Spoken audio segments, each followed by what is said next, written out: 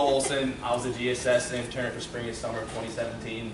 And then back in February at the PSO Town Hall, VP of GSS Cindy Elliott coined the term GSSer for someone who works in GSS.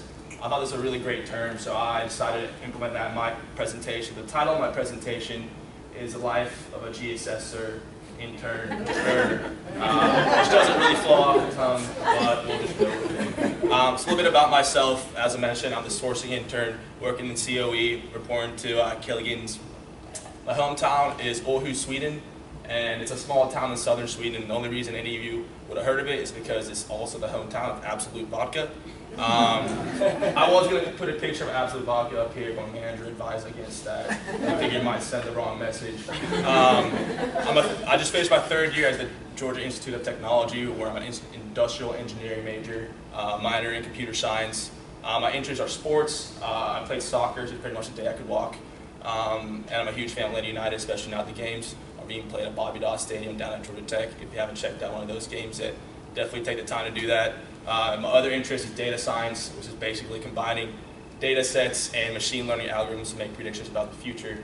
So I'm a member of the Data Science Club at Georgia Tech, where we partnered with several different companies in the Atlanta area to build predictive analytics platforms for them. So GSSers, as Cindy Elliott mentioned in her presentation, spent a lot of time meeting suppliers, building sourcing strategies for our materials, negotiating pricing and visiting and traveling a lot. So a lot of our GSSers have had the chance to go around the world and the United States and visit a lot of really cool places. As you can see in the middle there, a few of our buyers had the chance to go meet Mike Pence at a plant opening in his home state of Indiana. When I saw this, I thought this was pretty misleading because as an intern, I did not get to do any of this. But what I did get to do is a lot of very interesting things. I had the opportunity to work on a lot of short-term and long-term projects. Most of my work consisted of supporting either the COE team or the GSS team as a whole. I'm going to focus on 3 projects that I worked on, which is the OA maintenance revamp, the TAM purchase order analyzer, and the working capital analyzer and tracker improvements. So just to give a little background on outline agreements and what they are, basically they're just an electronic form of our pricing agreements that we reach with our suppliers. So I have an example down here for our CDWs. It just lines out the materials we buy from supplier, the target price, the target quantity.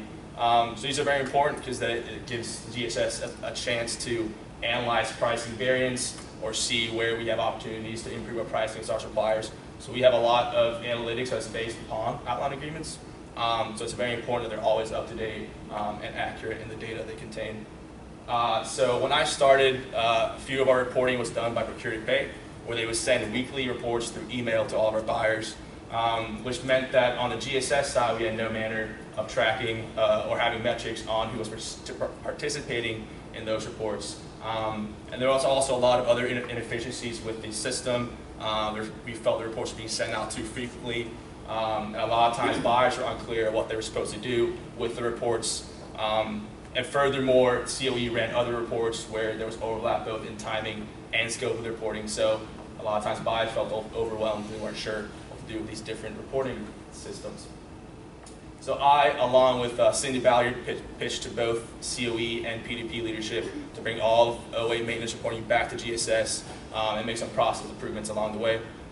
So first of all, we reduced the frequency of some of the reports from going to a weekly process to a monthly process. We now have the ability to track buyer participation on our SharePoint site, which now houses all of our reports too, so we don't have to send them out through email. We combined one quarterly and one yearly report into one master report that condensed the scope of both the 2 reports, reduced time both on our hands, on the COE side and the buyer side. Furthermore, I personally automated all of our weekly and monthly reports through Excel VBA, which reduced the time of running reports by about 90%. Before they take an hour, now they take about 5 minutes to run. This led to yearly working hours saved about 600. That is only GSS hours. It does not include hours saved on the P2P side. Also does not include the hours saved from automating through Excel VBA, which I predict would save about 50 to another 50 to 100 hours. So this project I worked on was building the TAM purchase order analyzer. So we have a domestic PO analyzer that I'm showing here. It's housed on Deca. But TAM had no function of analyzing their purchase order data. which is almost more important for the LATAM organization, because while domestically about 50% of our purchase orders are based on, or 50% of our spend is based on purchase orders, in LATAM it's about 90%. So it's very important for them to have a function to view that data and see trends and so forth. And we're moving away from using Endeca into Tableau, which led to some issues, which I'll discuss here in a second. So the first thing we found out was there was a lot of differences in how SAP housed the PO structure for domestic and LATAM. The LATAM organization wasn't very diligent about how they were building their purchase orders. So a lot of times we would see things like materials grouped under general services, other services, or general purchasing, which obviously tells you nothing about what you're actually buying on the purchase order. So we had to build our own taxonomy that we use the domestic taxonomy to reference to build it. But we had to build it ourselves with the help of Elizabeth Bonilla in the LATAM organization, eventually having to apply that taxonomy to about 500,000 purchase orders from FY16 and 17, and then joining that with 20 tables within our SQL database that I built from scratch. And once we had our database built, felt pretty good about our data, we found that both Tableau and Endeca had kind of different capabilities, but we're now at a point where we think our Tableau reporting is superior to what we have within Endeca. So the domestic PO analyzer will also be moving to Tableau in the future. Once we had our report done and we presented to leadership, we found that we were missing about $100 million worth of spend. Went back, reran the report, re-downloaded data, fixed some issues with our tables, found that our spend was overshot by about $1 billion. Went back a third time, and now we're finally at a point where we feel pretty good about our numbers, and we'll be presenting it to the LATAM organization later this week. So the final product has 4 separate dashboards, different filtering and drill down capabilities, depending on how granularly you want to view your data. As I mentioned, we also restructured taxonomy and purchasing groups and PO structure in LATAM, so hopefully be a little clearer in the future. So in the taxonomy revamp, we constructed what we believe are global spend areas and sub areas. Spend areas being your indirect or your direct, sub areas being flex, marketing, everything, all the different functions that Clorox serves, or the sourcing organization serves.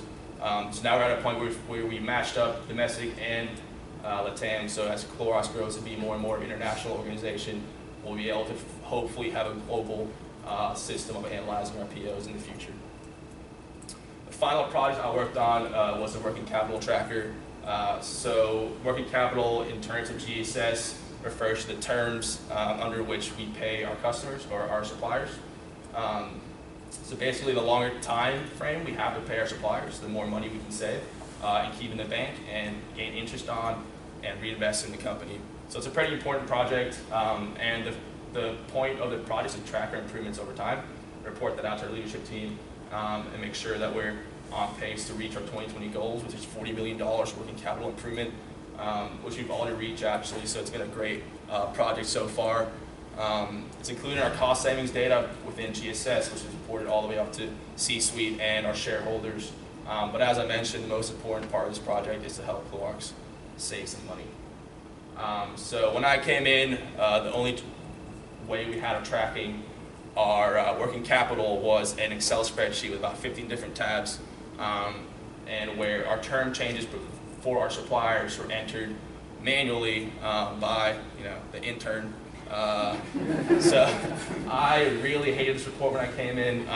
I also matched the terms we have in the actual report with our SAP terms, and found that about $80 million of our $2.6 billion did not match our SAP terms, which related to about $4 million of working capital savings that were not being tracked at the time.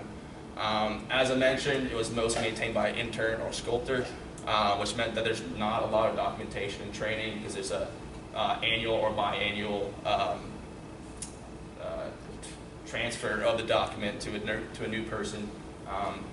And the COE team as a whole did not have a lot of knowledge on how the actual reporting worked from this document. We had no way of tracking historical changes because it only contained the most recent changes we made to suppliers. And it also took a lot of time off the hands of COE to maintain, build the reports on a quarterly basis, and also enter the data manually. So I pleaded with Kelly to let me change this so it's in a system that would take a lot more time off our hands and be honestly a lot better than it was before. So I constructed another SQL database from scratch that now pulls our payment terms directly from SAP, so you don't have the issue with the mismatching that we had before. This leads to steep reduction in manual maintenance because we will no longer have to go in and manually enter our terms into a huge spreadsheet.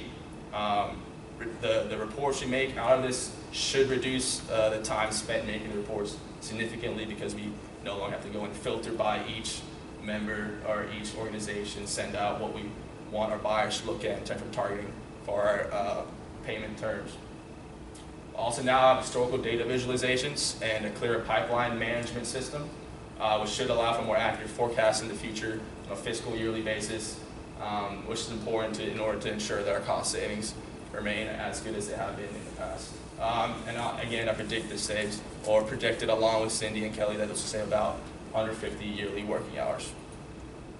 So in terms of what I learned at Clorox, I learned a lot of technical skills. Out of the 5 I've listed out there at the top, the only one I had any exposure to or significant exposure to before was Excel. So I was really excited to learn a lot of new skills that hopefully I'll be able to leverage in my career in the future. I learned that communication is key, especially important during my LATAM project where we had people in LATAM that we're meeting with on a weekly basis where language barrier could have been an issue. So being able to be clear and concise with communication is really important in that sense. But also communication outside of teams. I got a lot of insight from people that I was not really working with in my projects to kind of learn new things and apply new knowledge to what I was working on at the time. I found to me personally, culture is very important, both people and growth culture. In terms of people, being able to come in every day and know I'll be working with the people I'll be around the COE team was fantastic. Thoroughly enjoyable. Probably the best part of my day was going in and seeing everyone's smiling face. Also, growth culture as an intern, letting me have my own insights into how Clorox is being run or the COE and GSS is being run, allowing